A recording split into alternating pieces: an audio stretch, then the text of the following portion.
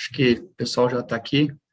Se puder começar, Gabriel, a ideia, estou aqui com o Pedro, analista que fica responsável pela parte de alternativas aqui do escritório. Eu faço toda a cobertura de fundos líquidos. Então, a ideia é a gente justamente falar um pouco mais sobre o cenário hídrico que a gente está vivendo e os possíveis impactos econômicos que a gente tem pela frente. Se a gente puder, eventualmente, começar com você se apresentando, assim como o Gustavo, falando um pouquinho do background de vocês na parte acadêmica, histórico profissional, né, para os clientes aqui que ainda não conhecem. Acho que é bastante válido até para valorizar mais a RPS, que é uma gestora que a gente já vem falando aqui dentro de casa há algum tempo, que está bem confortável, mas para o pessoal também conhecerem vocês um pouco melhor. Eu começo ou o Alba começa? Fique à vontade aí. Deixa eu começar então. Bom, então eu comecei minha carreira basicamente fora da área econômica, assim, foi até no setor elétrico, tem um pezinho aí no setor elétrico. Antes de trabalhar na Endesa, que hoje é Enel, né, a controladora da antiga Eletropaulo, eu cheguei a trabalhar na Endesa Brasil, e antes da Endesa Brasil eu cheguei a trabalhar na EPE, antiga EPE, que faz o planejamento do setor elétrico. Então tem um pezinho aí no começo de carreira no setor elétrico, mas eu sou economista de formação, né, fiz graduação na Federal Fluminense, fiz um MBA em Finanças Empresariais também pela Federal Fluminense, fiz um mestrado em Economia e Finanças pela EPGE, que é na FGV do Rio, e comecei, né, estou fazendo aí um doutorado em Economia também, na FGV também, mas aí lá de Brasília, aproveitando aí o tempo de trabalho remoto, né, onde as coisas remotamente funcionam. Então, esse é mais ou menos o background. Profissionalmente, assim, eu trabalhei, além da Endesa, que eu já comentei, trabalhei na FGV durante bastante tempo, lá no IBRE, que é o Instituto Brasileiro de Economia, a parte de economia aplicada. Na FGV tem muita coisa meio teórica, assim, mas o IBRE é a parte aplicada, onde você aplica, de fato, os conceitos econômicos. Eu fiquei lá bastante tempo. Depois eu fui para o BTG Pactual, convidado pelo Eduardo Loio e o Pércio Arida. Aí depois rolou um convite, eu fui para Brasília, trabalhei na Instituição Fiscal Independente, passei por aquele processo de sabatina lá no Senado, depois no plenário. Acabei voltando para o BTG e estou no projeto aqui da RPS já há um ano e estou super feliz aqui. Esse é rapidamente aí o background. Boa. Legal. Perfeito. Bom, em nome da RPS também quero agradecer aí todo mundo pela oportunidade de falar um pouquinho. Me apresentando rapidamente, eu sou engenheiro ambiental de formação, me formei pela Escola Politécnica da USP, fiz depois mestrado em Economia e MBA em Finanças Corporativas. Estou no mercado já há 15 anos, sempre na área de equity, de gestão. Passei pelo M-Safra, quando comecei minha carreira com o Paulo, na época que ele era gestor do Family Office da M-Safra. Depois eu trabalhei com o Pedro Ceris na Scopus, Franklin Templeton, e aí retornei aí com a RPS há mais ou menos uns 6, 7 anos, no início do projeto como sócio analista. E aí ao longo desses anos, além de analista, também acrescentei algumas outras funções, dentre elas a gestão também dos fundos de previdência da casa, e também como diretor de ESG. É uma célula que a gente criou aí mais ou menos 1 ano e meio na RPS, e eu tenho, dado a minha formação em engenharia ambiental, acabei assumindo aí essa área. Hoje a gente conta com 4 funcionários. Esse é um resumo rápido aí da minha carreira. Maravilha. Antes de mais nada, também em nome da MMZR, super obrigado aqui pela participação, pelo tempo de vocês. Acho que vai ser muito válido aqui a discussão desse ponto que a gente acha super relevante, tanto para esse ano quanto para o ano que vem, né? Então, acho que vale destacar que a RPS, ao longo das últimas semanas, divulgou um relatório de crise hídrica. Depois, super recomendo também para os clientes que ainda não leram o relatório, um relatório curto, mas bastante detalhado com relação ali à parte de crise hídrica e o que a gente tem pela frente.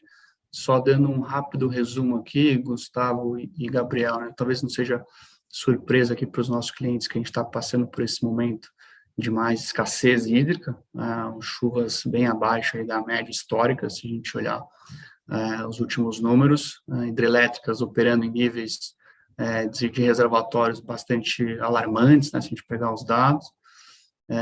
E, enfim, se a gente olhar para a matriz energética hoje do país, né, o ponto até que vocês falam no próprio relatório de vocês, foi uma transformação importante que a gente viu aí ao longo dos últimos anos, né, se a gente pegar do início de 2000 para o que a gente tem hoje, mas ainda assim uma matriz bastante dependente de recursos hídricos, né?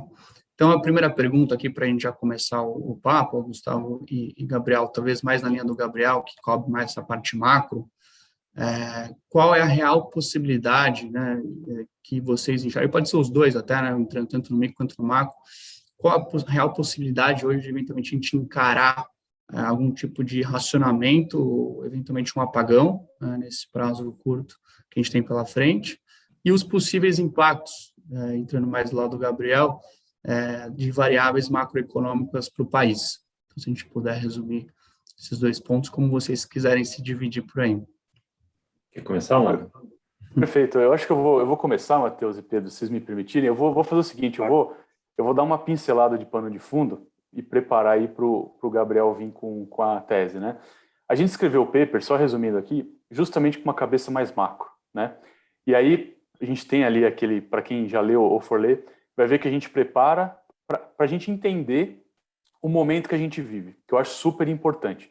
Então, assim, para eu resumir aqui, não demorar muito, tudo começa na matriz, né? A matriz, em 2001, quando a gente teve o grande problema do apagão, ela era muito dependente de água, cerca de 90% era a matriz hídrica. Quando teve o problema, o governo, né, independente de qual for, eles sentaram e fizeram uma programação mais longa para mudar essa matriz. 20 anos depois, o que mudou? 70% ainda é hídrica, né, então ainda é alto a dependência de chuva, mas a gente conseguiu colocar muita térmica e eólica. Então 30% está com térmica e eólica, o que ajuda muito o sistema. Outra questão também que mudou muito nesses 20 anos é que os sistemas eram mais isolados. Então, por exemplo, no racionamento de 2001, o problema da chuva foi mais no sudeste. O sul choveu. Então, o sul não teve racionamento. Tá? O sul continuou gerando energia com a sua energia elétrica gerada por água, só que você não conseguia mandar essa energia para o sudeste. De lá para cá, a gente evoluiu muito. Hoje, eu diria que 99,9% do Brasil está coberto por malhas e você tem uma capacidade muito grande de direcionar energia. Tanto que, recentemente, quem está trazendo muita energia para a gente é o Nordeste. Por incrível que pareça, lá está chovendo muito, né? Então, esse é um ponto. Outro ponto também que é importante falar é a questão climática, tá? Se a gente pegar aí desde os anos 1900, tá? Existe uma correlação muito grande quando a gente tem o El Niño e o Laninha no Pacífico, né? O que é o El Niño? El Niño o Pacífico, ele fica um pouco mais quente do que o normal e o Laninha fica um pouco mais frio. A gente sabe que para a água evaporar precisa de energia, de calor. Então, quando está no El Niño, assim, a grosso modo, né? É como se essa água evaporasse mais fácil. No Laninha, ela demora mais para evaporar. Então, consequentemente, chove menos. Existe essa correlação. E esse período, né, ele chega a ter durações longas. Se você pegar assim, o grosso de El Niño e Laninha, leva ali 20, 30, até 40 anos que você tem esse fenômeno. Se a gente pegar aqui uma coisa muito simples, uma piscina, né? Quer aquecer uma piscina, o aquecedor fica ali 2, 3 dias ligado direto para conseguir aquecer. Imagina um oceano, né? O delta de temperatura é muito maior, leva muito tempo. Né? Então, para simplificar. E o que acontece? Desde 2010, nós temos visto a predominância do Laninha, tá? Então, já faz aí 10, 11 anos que tem mais Laninha do que o Ninho.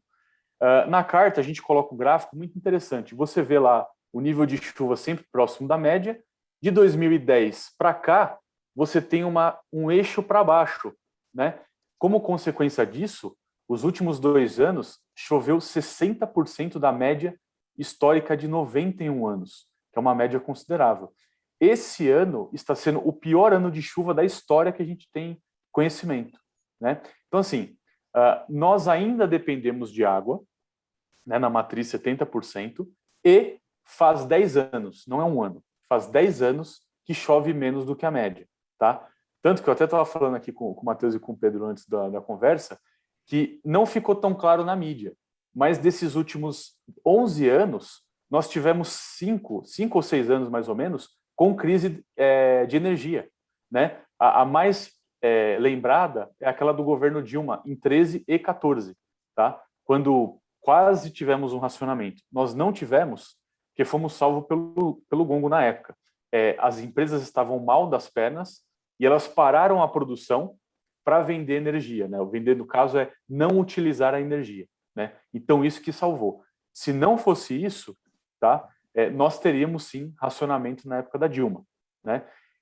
E aí, só para complementar aqui, o mais curioso é que, nesses últimos 10 anos, né, choveu menos, e aí o Gabriel depois pode até entrar melhor, mas o PIB não cresceu, né? A gente teve a década perdida.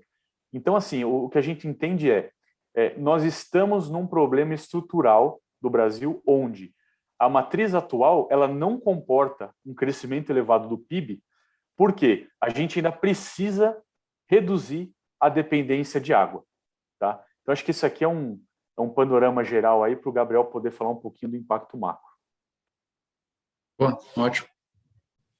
Bom, então, dentro desse cenário, a gente está bem preocupado com 2021 e 2022, mas antes de falar de 21 e 22, só pegando o gancho da década perdida, lembrar da recessão que a gente teve, nos 2 anos de recessão, né, lá no período da Dilma, 2015 e 2016, e depois a gente teve um período de crescimento muito baixo, né, em torno de 1%. Pegar 17, 18, 19, a gente cresceu ali em torno de 1%. É um crescimento muito baixo. Tem gente que estima que o crescimento potencial do Brasil é 2,5%, eu acho muito otimista, né? O potencial do Brasil, nas contas que a gente faz por aqui, está em torno de 1 a 1,5%, é muito baixo. Tem que lembrar que a gente já perdeu o bônus demográfico, acabou o bônus demográfico lá em 2018. O bônus demográfico, ele ajudava a gente a crescer porque colocava sempre muita gente no mercado de trabalho, então isso empurrava o crescimento de forma mais fácil. Agora, para crescer daqui para frente, sem o bônus demográfico, a gente vai precisar de produtividade, que é a agenda difícil, né? É muito difícil você botar a economia para crescer sem ter esse bônus, né? Dependendo de produtividade, de ambiente regulatório, de segurança jurídica, tudo isso é o que vai dar o driver, digamos assim, do crescimento daqui para frente. Então, assim, a gente para trás pegou essa janela muito ruim, né, de crescimento, e para frente a perspectiva não é das melhores porque a gente tem muito desafio estrutural. E aí, chegando em 21/22, a gente já tem os efeitos macroeconômicos batendo em 21. 21 que está mais evidente, digamos assim, a parte de inflação, né? A inflação toda hora surpreende os agentes econômicos, tem surpreendido a gente também praticamente a cada mês. Está muito difícil fazer projeção de inflação, seja por conta do choque do Covid, né, que mudou um pouco a dinâmica da economia global, não só brasileira, mas também por conta de crises sucessivas, né? A gente tem problema de gargalo na oferta, por exemplo, de manufatura, né? O exemplo mais clássico são semicondutores. Tem um problema global de semicondutores, está jogando essa inflação para cima. Tem problema de frete mundial, tem a crise hídrica e a geada, que a crise hídrica junto de geada, né? Também tem que lembrar disso. A geada também machucou muito a gente, porque quebrou safra de tudo quanto é cultura, né? O destaque aí foi o milho, né? O milho machuca muito a inflação de alimentos, né? Porque o milho ele é insumo, né? Para proteína que a gente chama, né? Para boi, para frango, para suíno. Então, tem efeitos de segunda ordem, né? Dessa geada. Então, assim, na inflação desse ano, a gente está facilmente, sim, com tranquilidade, 1,5 ponto dessa inflação desse ano. Fácil é por conta de crise hídrica e geada. Difícil quantificar exatamente ali na unha qual que é o efeito, porque tem muito efeito secundário, né? Mas, assim, com tranquilidade, 1,5 ponto de efeito direto dessa crise hídrica. E aí, para 22, isso preocupa a gente porque vai depender muito do cenário hidrológico, né? Do final do ano. Se vai ou não vai chover no quarto trimestre. E aí é um pouco complicado. o Gustavo está sempre atualizando a gente aí com as previsões. A gente sabe que o horizonte distante, assim, 3, 4 meses, é difícil, né? Dos modelos acertarem muito. Os modelos são mais assertivos para horizontes mais curtos. Então, tem uma incerteza enorme para 22. Para 22, além dessa incerteza sobre se vai chover ou não no quarto trimestre desse ano, a gente tem outras coisas que estão pressionando a inflação, né, de 2022 que a gente pode falar mais para frente. Mas hoje, na nossa conta, a gente está com a inflação de 2021 fechando, por enquanto, né, o viés é de alta, mas em torno de 8,4% de inflação para esse ano, 21, e para o ano que vem a gente está com alguma coisa em torno de 4,2%. Lembrando que a meta do ano que vem, que é o que interessa para a gente, né, esse ano meio que já foi, o centro da meta de inflação que o Banco Central está perseguindo no ano que vem é 3,5%. Né? Então, estamos com uma inflação muito descolada. Isso tem repercussões também econômicas. Então, é um cenário muito desafiador do ponto de vista econômico, justamente no ano de eleição. Então, a crise hídrica, no fundo, é uma cereja do bolo, assim, para dificultar todo esse cenário complicado. Até nessa linha também que o Gustavo comentou, de Laninha, né? Vocês comentam também na carta um cenário base na casa de 60% desse evento acontecer, gerando um impacto de redução na carga na ordem de 10%, e aí impactando cerca de 1,5% do PIB já para 2022. Entender um pouco de vocês, Gabriel, o que vocês estão projetando para a parte de crescimento para o ano que vem, dado esse cenário base, e como vocês estão enxergando a gente eventualmente chegar em 22 em um cenário eventual de recessão, tendo em vista que também é um ano eleitoral, né? Então, como que vocês estão juntando essas peças, dado esse cenário base de vocês? Se eu só puder comentar a questão do Laninha, que aí eu até, falando um pouco na sua outra pergunta, Matheus, sobre a questão da probabilidade, né, de racionamento. Se tem uma pergunta que se alguém vier para você responder, está mentindo, tá? Porque não existe modelo no mundo, tá, capaz de cravar se vai ser ou não racionamento. Porque, assim, são tantas variáveis que a gente não consegue controlar, né? A gente são tantos nós no modelo que pode dar qualquer coisa. Mas o que eu posso te adiantar, tá? Que eu acho que é importante a gente ter ciência. O modelo, né, energético do Brasil, ele é como se fosse uma opção, tá? Você tem lá, hoje a probabilidade estatística pelos consultores é de 20%. O que aconteceu? O Brasil ele conseguiu juntar desesperadamente 4 gigas a mais de oferta. Ele conseguiu 1 giga a mais da Argentina de importação. Ele conseguiu um pouco de gás da Petrobras, que ela trocou o insumo para utilizar em umas fábricas, liberou 500 mega, enfim. Você vai fazendo um monte de catado, gerou 4 giga. A probabilidade de 20, em um dia ela caiu para 2. Por quê? Você conseguiu adicionar uma capacidade que não tinha nos modelos. Qual que é o problema? À medida que você fica um mês sem chuva e vai atrasando, você volta para 20, aí vai para 40, e assim, quando você chegar em dezembro e se a chuva não vier, esses modelos vão estar dando 80% de probabilidade, né?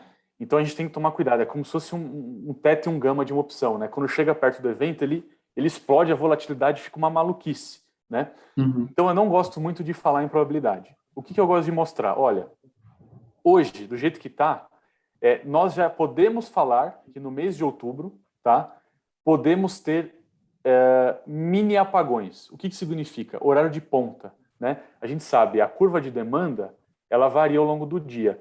Tem um horário do dia, que é mais ou menos das 2 às 5, que você tem o máximo de demanda, né? E o sistema, ele não é projetado para ficar 100% no máximo, né? Ele é projetado para ficar numa média, senão você perde dinheiro, e nesse máximo você trabalha com alguns backups para suprir. O problema é que nós já estamos com os backups trabalhando full time, né, que são térmicas e são tudo mais. Por isso que a conta está tão cara e a gente tem as bandeiras. E só para a gente ter ideia do problema, né, só agora saiu na mídia. Mas a gente que acompanha mais um detalhe, é desde outubro do ano passado, quase um ano, que a gente está com esse problema já em luz amarela, né? E como eu falei, térmica não é feita para ficar ligada. elas são feitas para ligar, liga um pouco, desliga. Então imagina, você tem um carro que foi feito para rodar só no fim de semana e você está rodando com ele todos os dias. Uma hora ele vai quebrar, né? Então o que eles estão fazendo? Eles estão trabalhando ali no limite para desligar as térmicas e fazer manutenção para não dar um pau no sistema, tá? Então assim, em outubro, do jeito que está, com as condições de chuva atuais, nós devemos ter mini desligamentos, né? Quando a gente fala apagão, são desligamentos programados. Por quê? A distribuidora, ela tem um mapa. Por exemplo, hospital, escola, eles meio que tiram do mapa. Residência, sei lá, um comércio, é o primeiro que eles vão desligar, que na teoria não é essencial, né? Aeroporto, por exemplo, não pode desligar. Então, quando eles veem que está chegando perto da capacidade, a distribuidora vai lá e aperta um botão, pum, desliga por 2 horas, tá? É isso, esse é o cenário atual que a gente deve viver em outubro. O que acontece? O governo está se preparando para isso. Como? Se tem uma coisa aqui que ninguém consegue imaginar se vai chover amanhã ou não, não é o tempo. Hoje de manhã estava dando, aqui onde eu moro, 29 graus. Agora está 22 com chuva, né? Não tinha essa previsão. Então, assim, o governo está apostando que vai chover, tá? 70% da média resolve o problema dele. Lembrando que nos últimos 2 anos choveu 60%. Então, assim, tá ali. É arriscado, mas o governo faz isso.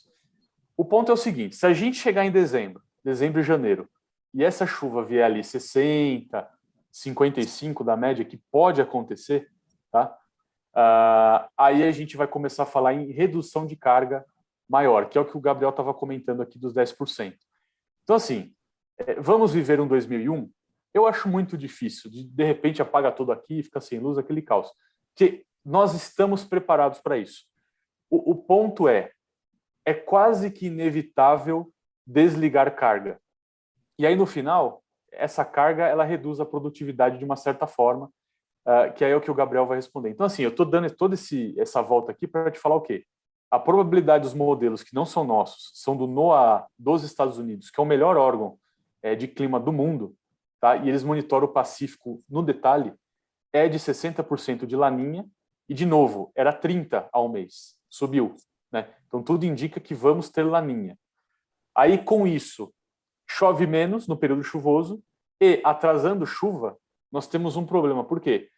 Essa chuva aí de setembro, outubro, que parece pouca, ela prepara o solo para vir a chuva mais grossa, ali de janeiro, fevereiro e março. Nós não estamos tendo. Então, o primeiro mês já era, já desperdiçou, né? Então, assim, o que a gente, inclusive, quer fazer para os clientes é mandar uma carta mensal atualizando de como estamos, para que a gente possa chegar. A melhor resposta mesmo vai ser lá para dezembro. Aí sim, a gente vai conseguir falar. Gabriel. Legal. Antes de eu falar da estagflação, deixa eu só dar um passo atrás muito rápido, para não tomar muito tempo. Tem uma diferença que é quando você tem um problema de carga ou um problema de potência, né? A gente tem potência, tem capacidade para gerar. O problema é que não vai ter energia suficiente para atender isso que o Gustavo falou, naquele período ali, naquela curva de máximo de demanda, você pode não ter energia suficiente para atender aquele período. Aí o sistema ele cai. Aí você tem os apagões. Então, o apagão ele é um problema diferente do racionamento, né? Que o racionamento você realmente não consegue, em condição nenhuma, a atender aquela potência, digamos assim. Então, é uma coisa um pouquinho diferente o que é racionamento do que é apagão. E aí a gente, nesse ano de 2021, lembrar que a recuperação de fato foi em V, né? A gente teve o choque do Covid, a economia machucou muito, o governo veio com um pacote de resposta, né?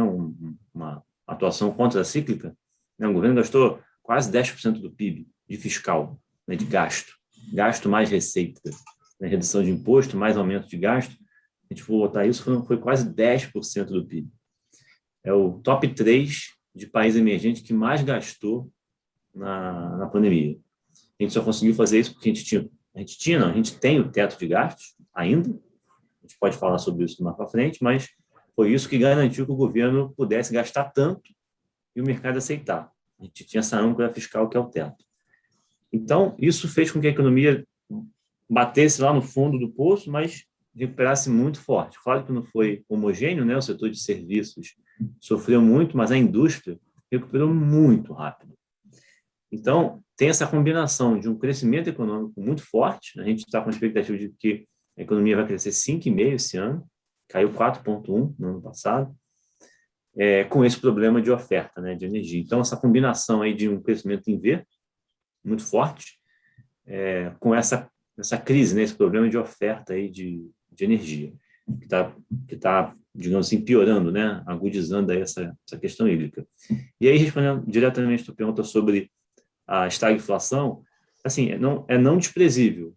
Assim, tem uma chance bastante grande da gente entrar no ano que vem com um crescimento realmente baixo, muito baixo, e uma inflação ainda muito alta. O Banco Central está com dificuldades de ancorar essa expectativa, né, de inflação para 2022. Hoje, a gente está com um PIB de 1,8, parece mega otimista, perto do que a gente está vendo, inclusive, essa semana, né, algumas casas estão fazendo um update. Tem gente, inclusive, com 0,4, né, de PIB. E aí, a gente tem um viés de baixa, claramente, se a gente for incorporar todo esse cenário de crise hídrica, né? Se a gente, de fato, não tiver chuva no último trimestre, a gente vai perder aí facilmente, no mínimo, no nosso cenário otimista, 0,7, né? Pelo menos 0,7. Então, assim, dá para piorar muito esse PIB, dependendo do que acontece nesse período úmido, né, no último trimestre. E tem uma outra coisa que é importante, que é o ambiente institucional no Brasil, que está pesando muito nessas revisões de atividade econômica, de crescimento para o ano que vem.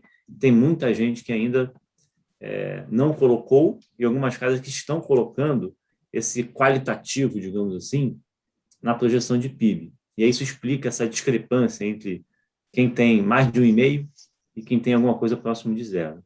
Se a gente incorporar toda a parte negativa, digamos assim, crise hídrica, crise institucional, subida de juros, né, que o Banco Central vai precisar fazer, vai levar o juro para 9%, 10%, isso tem um efeito muito contracionista na economia, é sim factível imaginar um PIB em torno de 0. É bem factível. Aí por que a gente ainda não fez essa revisão? Porque a gente está querendo tatear um pouco como é que vai ser o volume de chuvas em outubro. Como o Gustavo falou, essa chuva de outubro é importante também que preparar, né, os reservatórios, porque se chover muito num determinado momento também é ruim, né? Não é bom. Então, o ideal é que seja meio gradativo mesmo essa curva de hidrologia, né? Essa curva de chuvas. Então, a gente está aguardando um pouquinho, a gente vai aguardar talvez mais uns 15, 20 dias para poder fazer esse update de crescimento no ano que vem. A gente, por hora, está com 1,5, 1,8, perdão, mas se a gente incorporar tudo, a gente vai convergir para os números que a gente tem visto mais recentemente, que é alguma coisa em torno de 0, que é muito desafiador, né? Assim, o Bolsonaro não vai conseguir, de fato, se reeleger com uma situação econômica como essa. Ótimo. Não, legal, ficou super claro. Passar a palavra aqui para o Pedro, para a gente continuar. Legal. Eu tenho uma pergunta aqui para o Gustavo. Gustavo, você comentou, quando você estava traçando o seu pano de fundo, que o Brasil teve uma evolução muito boa na matriz energética, não foi suficiente para evitar, enfim, diversas crises ou quase crises que a gente teve no passado com relação à necessidade de recursos hídricos. Mas eu queria entender qual que é a sua visão assim, com relação ao que os governos passados fizeram para melhorar essa matriz energética em termos de leilões, concessões, e se tem alguma crítica com o modelo atual, e o que a gente pode melhorar daqui para frente. Perfeito, Pedro. Assim, eu não vou aqui criticar o trabalho dos governos, porque assim, o setor elétrico tem muitos órgãos competentes, né? Então você tem ali a EP, você tem a ONS, a ANEEL, enfim, dentre outros, o Ministério de Minas e Energia acompanhando no guarda-chuva. E mundialmente, o nosso modelo aqui, ele é sim elogiado, tá? A gente tem um modelo complexo, parrudo, mas que aguenta muito tranco. Tanto é que, como eu vou repetir, né, para não ser repetitivo, mas é importante falar, faz 10 anos que a gente está apanhando, né? Eu até costumo brincar que o nosso modelo aqui é o Rock Balboa. Você tem ali o Ivan Drago socando o cara e ele não cai, né? Então, assim, se tiver uma chuvinha melhor, ele levanta e ganha a luta, né? E aí, o ano que vem, vocês não vão lembrar da gente, falando aqui. Mas o ponto é o seguinte, que eu acho que é uma pergunta bem legal essa sua, Pedro, porque nos fóruns de discussões mais recentes, né, essa é a pergunta que fica, né? Legal, poxa, a gente expandiu matriz, expandiu linha de transmissão, estamos robustos, mas faz 10 anos que está capenga. Onde que está o problema, né? E mais recentemente, o que se enxerga de problema no modelo, e aí é uma discussão que é super técnica e que vai levar anos, é a questão de que o modelo parece estar superdimensionado. Então, no final das contas, se a gente acha que a gente tem lá 130 GB de matriz hídrica, na verdade não são 130, está mais para 115 do que 130. E aí, quando você roda o modelo, você fica num conforto irreal, irregular, né? Tanto que a cada 5 anos existe aí já uma revisão que começou mais ou menos alguns anos atrás, não faz muito tempo, que a gente chama de garantia física. Tá? É importante a gente falar esses termos. O que é a garantia física? O dono de uma usina, ele não é dono da energia, né? O dono da energia é o governo. O que ele tem ele tem o direito de vender X, né? E esse X dele, a cada 5 anos, ele vai sendo revisado, ou para cima ou para baixo. E as revisões, elas não têm sido muito fortes, porque existe o lobby da indústria, né? Imagina, você tem lá um complexo hidrelétrico que você gastou uma fortuna, você não quer que esse operador vire para você e fale, cara, sua energia não é mais 100, agora é 90. Você perdeu dinheiro, né? Você tem ali ainda 20 anos de contrato. Então, assim, o que a gente acha é que o governo, aí a ANEEL, a ONS, os órgãos, a EP, deveriam ser mais enfáticos e falar, pessoal, ó, vamos parar, tá todo mundo errado, vamos redimensionar o modelo. Enfim, reajusta para o cara, dá mais anos de concessão, sabe? De algum jeito resolve o problema, mas vamos ser mais fiéis ao número. Essa eu acho que é a crítica que a gente tem aí para o modelo. Legal. Assim, quando chove, tá tudo bem. Tem água, Sim. né? Agora aperta um pouquinho, espana.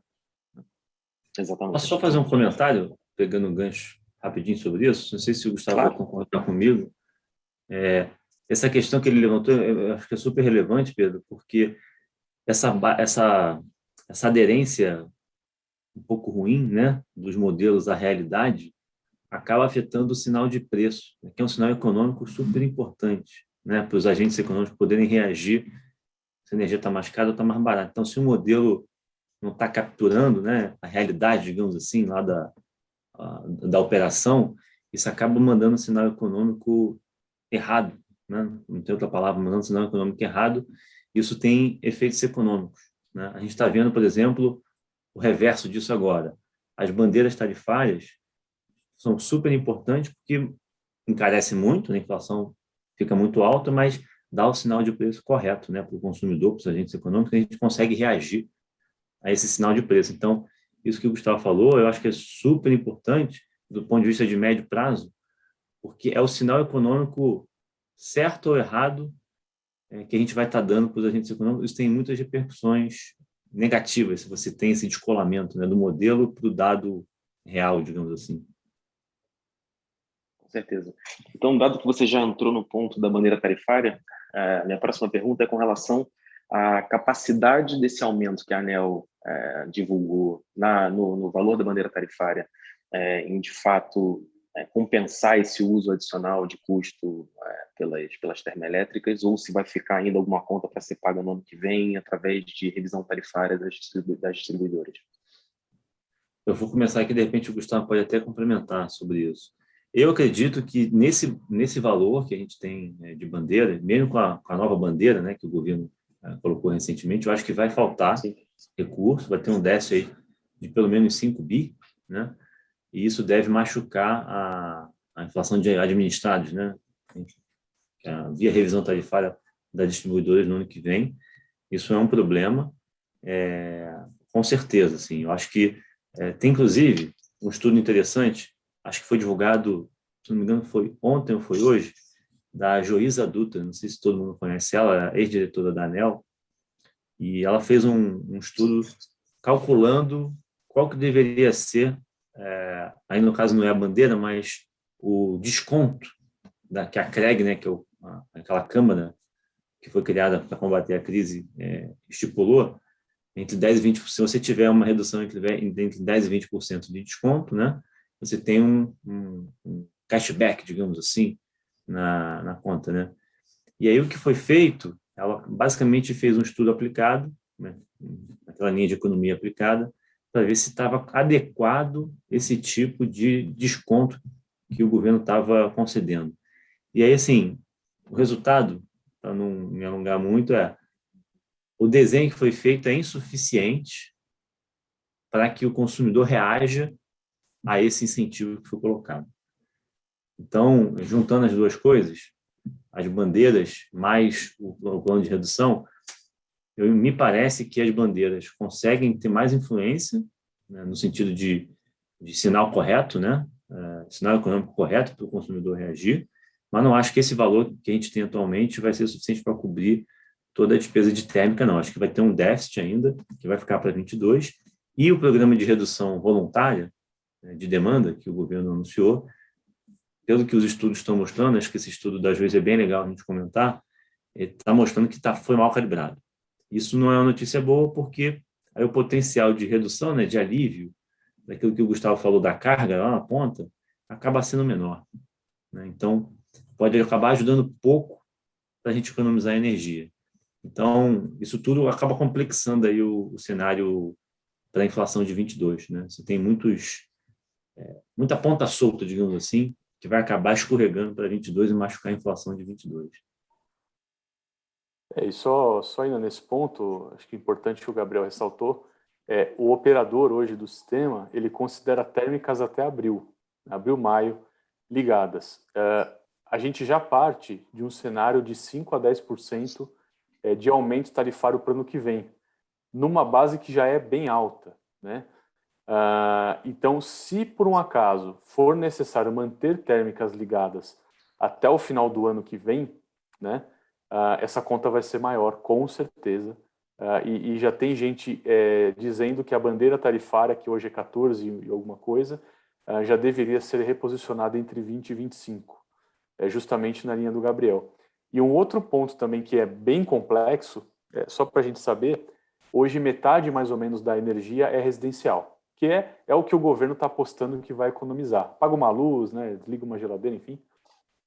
O problema é que, como a gente está vindo de uma crise muito forte de desemprego, as pessoas de mais baixa renda recentemente já estão com uma economia muito forte, né? Então a gente perguntas assim para algumas pessoas que passaram por dificuldade, fala: não tenho mais luz que apagar na minha casa, minha conta já está vindo no mínimo, né? E é dessas pessoas que você esperava uma redução. Enquanto a classe que está mais tranquila dificilmente vai querer desligar a luz por conta de R$ 50 a mais na conta, né? Então é uma sinuca de bico, né, para o governo esse tema aí. Maravilha, obrigado. Legal, ótimo. Só encaminhando aqui para o final da live, Gabriel e Gustavo, já agradecendo de novo a presença de vocês, queria talvez que a gente resumisse tudo aqui que a gente falou, dentro dos fundos de vocês, seja eles os multimercados, o fundo de previdência acaba sendo uma réplica do multimercado, mas com uma volatilidade um pouco menor, e até mesmo o fundo de ações, como que a gente traduz todo esse pensamento macro do ponto de vista de posicionamento? Não? Então, primeiro, quais setores da economia vocês acham que tendem a ser um pouco mais impactados, dado esse cenário base?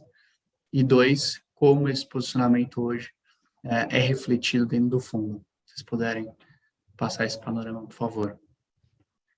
Perfeito, Matheus. Eu vou falar o que a gente tem feito, tá? Já aí nesses 2 meses a gente está mais negativo. E de fato, a nossa decisão não foi apenas por conta da crise hídrica, tá? Ela já vem sendo ali com uma análise que o Gabriel faz muito bem ali de Brasília sobre o fiscal, né? Já tem deixado a gente preocupado. Soma-se a crise hídrica, a economia enfraquecendo, inflação alta e ano eleitoral, aí gera N incertezas, né? O que a gente fez?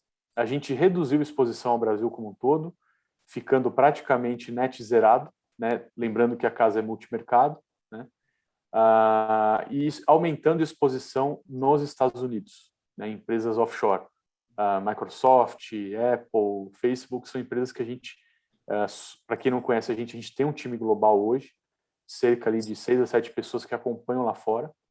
Então fizemos esse shift econômico e local nós ficamos zerado net, mas ainda nós temos exposição de commodities contra a economia doméstica, né? A gente fez essa inversão, porque commodities, a gente ainda tem um certo otimismo globalmente, por conta da demanda chinesa, e a questão também do câmbio, que acaba favorecendo essas empresas. Então, a gente vê, na média, empresas de commodities, no geral, com fluxos de caixa muito elevados, versus o histórico. Vale, por exemplo, já se fala em 20% de cash flow yield para o ano que vem, né? Mesmo que a economia aqui ruim.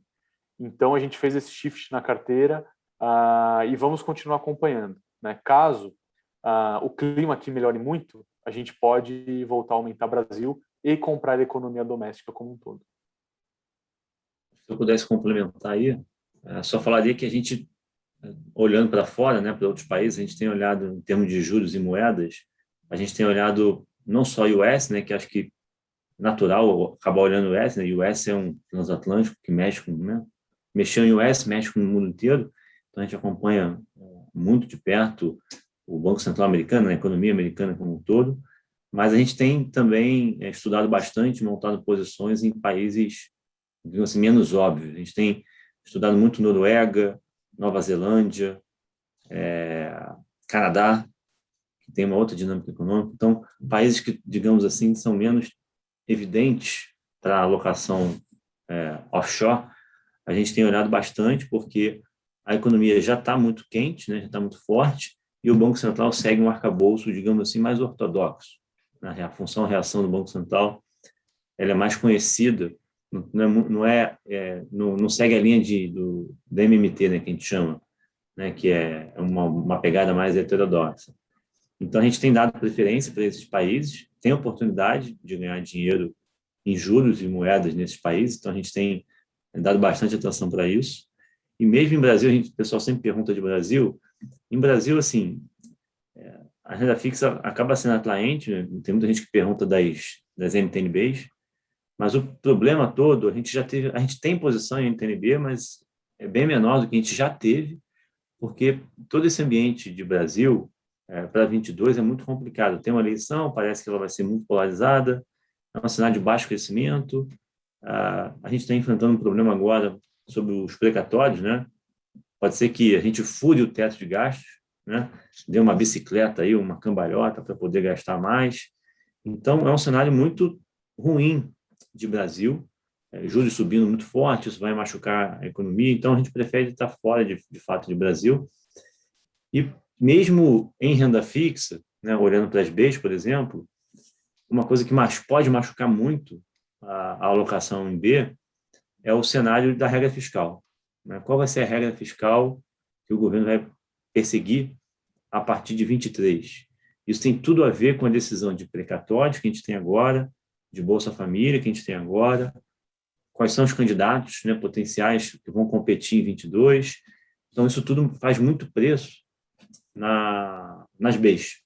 Né? Então, você pode perder, de fato, muito dinheiro, mesmo com a B te pagando 4,5%, 5% de juros real hoje, dado esse cenário de volatilidade enorme e muitas coisas em aberto, isso pode acabar machucando a rentabilidade. Então, a gente está bastante atento para evitar tomar uma pernada, digamos assim, por conta dessa volatilidade. Então, a gente está realmente dando preferência para fora. Maravilha. Bom, Gustavo e Gabriel, muito obrigado aqui pela participação de mais um MMZR Talks. Agradecer a presença também de todos os clientes que acompanharam, lembrando que a gravação em breve vai ficar disponível nas principais redes sociais aqui da empresa, tá bom? Então, boa noite e até a próxima, pessoal. Obrigado, pessoal. Até a próxima, pessoal. Obrigado. Até mais.